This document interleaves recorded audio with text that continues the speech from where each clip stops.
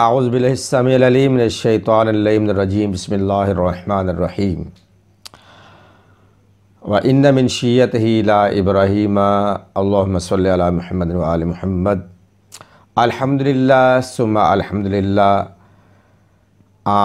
شیعت کے مقدمہ نمبر 6 میں ہم نے شیعت کا بانی ہم نے ثابت کیا تھا اور ایک بہت بڑے اعتراض کا جواب دیا تھا۔ وہ اعتراض یہ تھا کہ شیعت کا بانی عبداللہ ابن سبا یہودی ہے، بلکہ ہم نے اس کے رد میں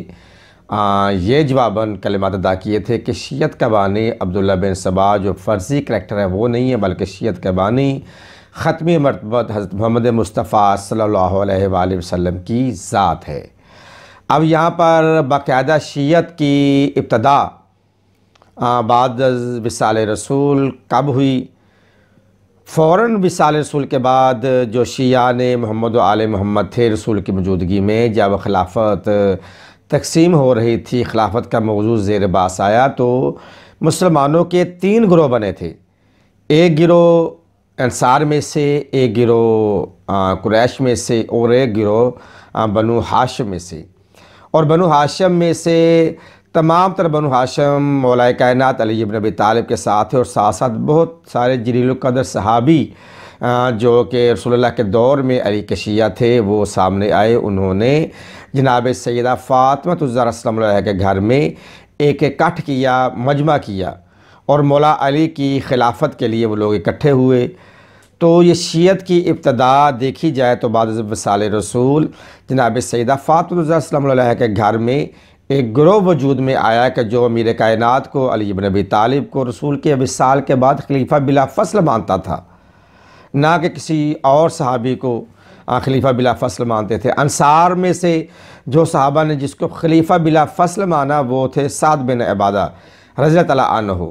اور جو مہاجرین نے کس کو سلیکٹ کیا تھا وہ آپ کے سامنے ہے، خلیفہ اول مسلمانوں کے حضرت ابوبکر کو سلیکٹ کیا تھا۔ تو گزارش یہ ہے کہ شیعت کی ابتدا جناب سیدہ فاطمہ الزہرا سلام اللہ علیہا کے گھر میں مولا کائنات کی موجودگی میں صحابہ کرام کی شکل میں سامنے، جن میں مشہور صحابی جناب سلمان فارسی رضی اللہ تعالیٰ عنہ،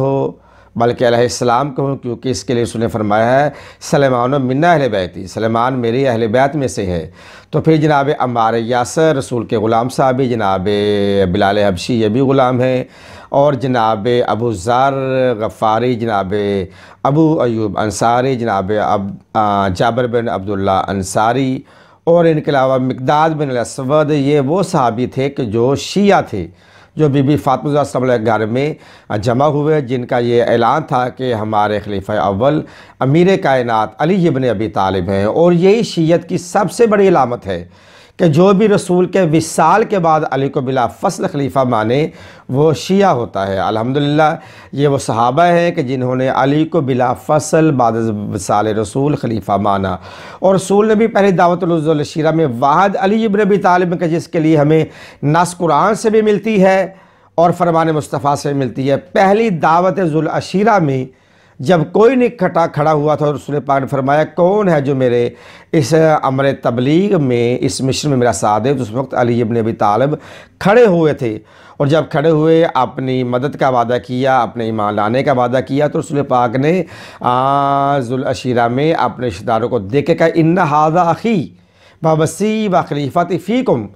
کہ یہ جو میرا بھائی ہے، ابن عم ہے، چچا زاد بھائی علی بن ابی طالب ہے، یہ میرا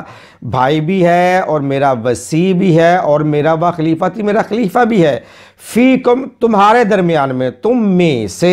یہ میرا علی میرا خلیفہ بلا فصل ہے، فاسمعوا لہ واطیعوا، اور اس کی بات کو سنو بھی اور اس کی اطاعت بھی کرو۔ جس دین سے رسول اللہ کی نبوت کی اطاعت لوگوں پر فرض ہوئی، اسی دن سے علی کی خلافت اور وصی ہونے کی اطاعت بھی اسی دن سے جاری۔ رسول پاک نے فرمایا اس کی بات سنو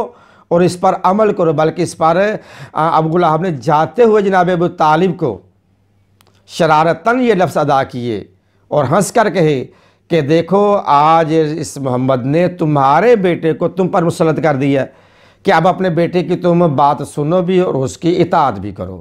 تو اب یہ شیعیت کی ابتدا جناب سیدہ فاطمہ الزہرا سلام اللہ علیہ کے گھر میں اصحاب پیغمبر کی موجودگی میں ہوئی۔ یہ صاحب جو میں نے ادا کیے ہیں، نام لیے ہیں، یہ شیعیت انشاءاللہ اگلے جو ہمارا اگلا ٹاپک 20واں لیکچر آئے گا